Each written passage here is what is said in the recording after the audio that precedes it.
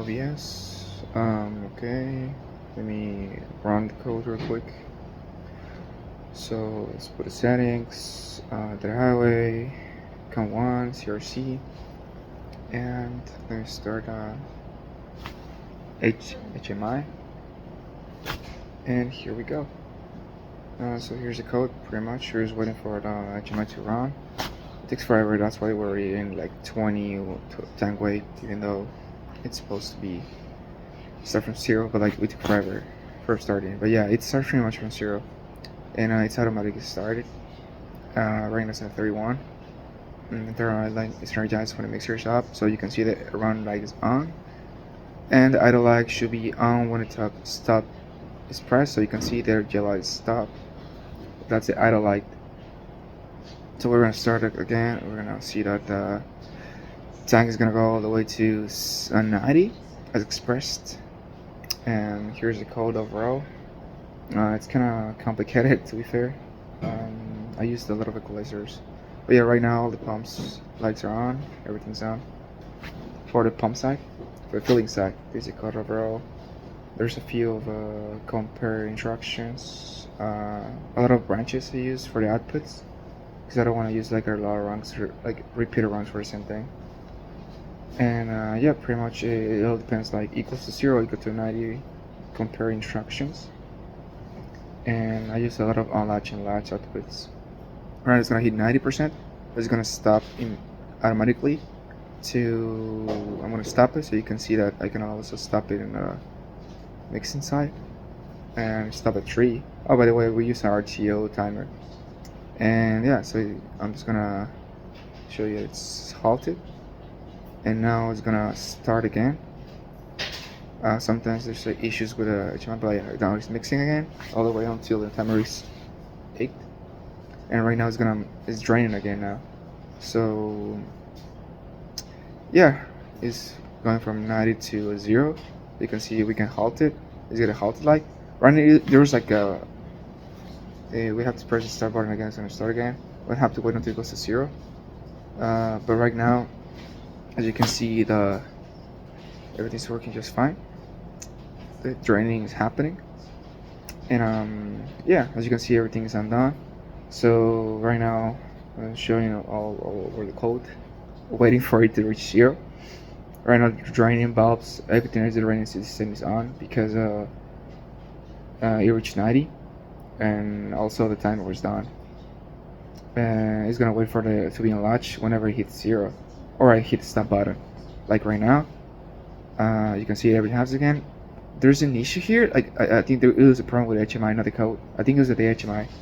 There was like a double clicked, but that was not the code. I promise. It was the HMI. You can even try it by yourself. You can try to use code by yourself. It was an HMI problem. But yeah, to be fair, I'm just waiting for it to reach 0. Yeah, there's not much to it, to be honest. I want to wait to get to 0. So as you can see, all my lights are on, and the process is gonna restart when the tank's fully drained, without me or the user or anybody else trying to do anything. So as you can see, it restarted by itself without me doing anything at all. It started again, filling up again, and yeah, I can halt it again. It's gonna halt. Oh, sorry, I told you it was in error. Yeah, it was HMI, and yeah, I could even restart it. Sorry, I can press start again. It starts from the same place it was halted at, and that's the gist of it. I can even press reset. It's gonna restart again because that's what the drain is supposed to be about. It's actually optimized, so it has to start without me doing anything at all. There's a little delay, but yeah. So I'm gonna explain you the code how it works. The first one, I mean, we have the timer, the mixing timer. I used an RTO because while I was using a TON,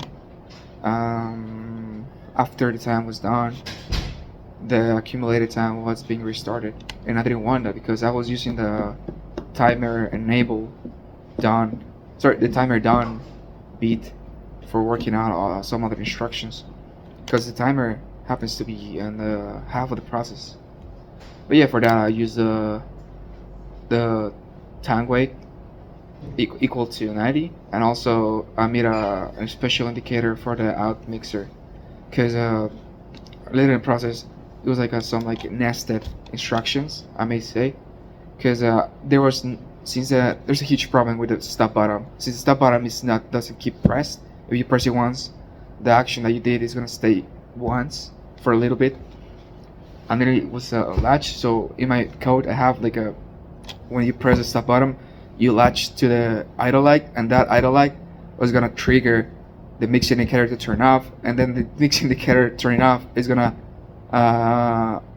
also trigger the mixer timing to go off, even though if it was start already. That's why in the video you saw it was stop at 3 seconds accumulated. But yeah, it was kind of a hard situation to solve. Maybe it was easier. There was an easier way, but that's what I solved it. Oh, sorry for the cable. I'm trying to use the mouse. And then the start failed wrong. To be fair, this is just how we start the filling process. Use the start, and also when since we don't want to go from draining to pumping again, we have to use a XIO for the timer when it's done. That means everything is before the timer started. And also it has the instruction when it hits 0, because we want it to be optimized. So every time it hits 0, it's gonna restart again. And also the start drain is gonna start whenever the drain process is gonna start whenever the mixing timer is on. And also it has to be anything after that. So anything after the timer is on is gonna restart. It's gonna start after it hits 90, because I mean it was full, the mixer was full, so it was 90. So now it's gonna drain after the mixer. Oh, after I press start. Why is it to start? Because I had to have the control of the stop button, and after I stop it, I want to restart it by myself again, right? And then going to the next one, we have the half fill run. This pretty much is just for stopping all the filling process. I'm using XIC for stop button because I want it to stop, and also when it hits 90, it stops. That means when it's filling, because after big fill it has to stop at 90, and then it's gonna mix. And then half pump, it's pretty much the same process, but with the stop button as well, and also but when it hits 0, because when it hits 0 it's gonna stop, and then it's gonna restart the process again. That's for the draining pump. And then the mixer. This is kind of special because the mixer has also the same instruction in the beginning from when it hits 90 as a full light, because if it's 90% full, it's gonna turn on a light, and also it's gonna turn on the mixer indicator. But I have a few things in here. So I have an XIO for the timer. When it's on, that means it shouldn't be on after the timer is done, because anything after the timer because the mixing timer is what they're supposed to be for. And then I have the idle light. Like I told you before, the idle light is being triggered every time we press the stop button. So it's just like an instruction, like saying every time I press the stop button, I'm gonna stop the mixing indicator. And then for last two ranks, I have the running light on and the idle light off. Since they have the same logic process, the idle light is gonna turn off. I was gonna turn on the running light whenever any of the pumps or the mix indicator or the stop button are being pressed or activated, energized. Then the idle light is gonna be latched or activated when the stop button is pressed. That's just a common fact. And at the end we have something very important. It's I have an equal compare instruction when it comes to 0. And also another idea is that when the timer is done, when those two conditions are met, the timer is gonna be restarted, so we can restart the whole process again.